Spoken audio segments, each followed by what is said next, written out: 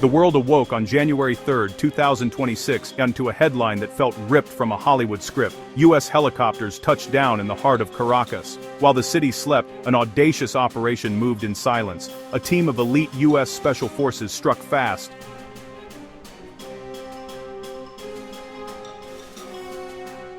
and decisive. Then chaos, conflicting reports, questions with global stakes. The political map shifted in an instant, and with it, the rules. Maduro and his wife, Cilia Flores, were flown to a U.S. carrier. Destination announced: New York City. An American courtroom. In Caracas, residents reported explosions and streaks of light in the sky.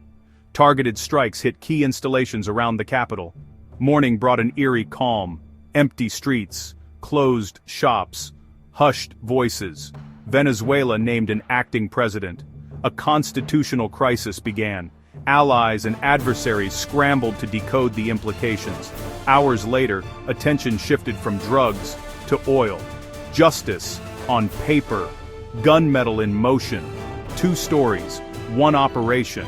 If output surges, OPEC faces a reckoning, and Washington gains leverage. But international law casts a long shadow over the mission.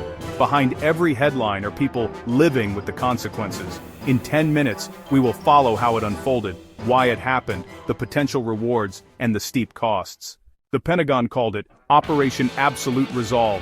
It began at precisely 2:01 a.m., January 3rd. Helicopters skimmed low to evade radar. They set down inside the presidential compound. Special operators moved with practiced efficiency, breaching defenses, securing high-value targets, before the Guard could respond. On the ground, it was over in minutes. A joint operation, Navy deck and medevac, Air Force strikes, special operations capture, a decision calibrated at the presidential level. In Caracas, power structures wobbled. The Supreme Court tapped Vice President Delcy Rodriguez as acting president. Her legitimacy was instantly contested at home and abroad. The main raid was surgical. Supporting strikes were not. LaGuardia saw military targets hit, and homes rattled. By sunrise, families were clearing debris, bracing for what might come next. No one knew if more strikes, an invasion, or street power struggles would follow. Washington framed the operation as law enforcement, years in the making. Indictments cast Nicolás Maduro as a criminal defendant, not a political prisoner. Officials said a corrupt state apparatus facilitated drug flows threatening U.S. security. Language was deliberate. Maduro, as a cartel leader, enriched amid national suffering. Experts countered that Venezuela plays a relatively minor role in cocaine reaching the U.S. They argued the military scale dwarfed the alleged threat.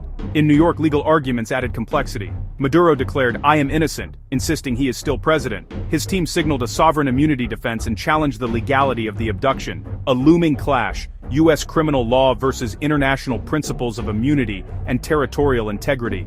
To many abroad, indictments could not sanitize a breach of sovereignty.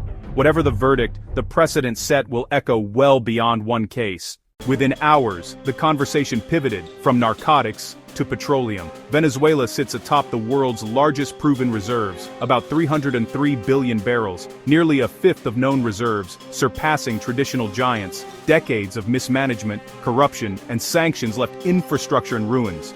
Output collapsed, then modestly recovered by 2024. Washington promised repairs and ramp-ups. A surge could flood markets, driving down prices for importers. OPEC would face a supply glut or must adjust, handing the U.S. leverage. Lower gasoline prices at home would be a visible dividend. Oil flows could be steered from rivals toward U.S. partners, from consumer to kingmaker, using output as foreign policy leverage. The administration judged the rewards worth the diplomatic cost. If they can actually deliver barrels, everything else might follow. From Washington's perspective, benefits go beyond oil. Economic revitalization for Venezuela and U.S. interests. American firms rebuild refineries, pipelines, platforms. Jobs, investment, and technical expertise flow in. More barrels could stabilize prices and reduce volatility. Revenues fund hospitals, power repairs, and groceries. A reassertion of U.S. leadership in the Americas. Yet critics cite the UN Charter. Force against sovereignty is prohibited. Analysts called the abduction a clear breach of Venezuelan sovereignty. No UN mandate, no credible self-defense claim. Mexico condemned interference across the Americas. Iran demanded release, calling it an illegal act. Even allies worried about unraveling the post-war order. If we normalize the kidnapping of a head of state, no country is safe. Soft power erodes, coalitions on climate, trade, and security grow harder. Fast strikes do not guarantee peace. Insurgency is a real risk. Loyalist collectivos and unhit military factions could wage guerrilla war. Asymmetric attacks could mire any US-backed authority in conflict. Violence could spill into Colombia and Brazil. A larger refugee wave would strain a region already stretched. Criminal networks expand, trafficking, illegal mining, guns. Reviving oil may be far costlier and slower than promised. Tens of billions and years of work. Prime targets for sabotage. Markets could swing wildly as production seesaws. Countercuts by producers could spark new frictions. Beijing and Moscow, heavily invested, will not simply walk away. Expect asymmetric pushback, funding, weapons, proxies. Retaliation could surface in other theaters, raising global risk. Collateral damage was real, even if the raid aimed to be precise. Cilia Flores appeared in court injured, a human reminder of force. Explosions became shattered windows and sleepless nights. By day, quiet resilience and cleanup.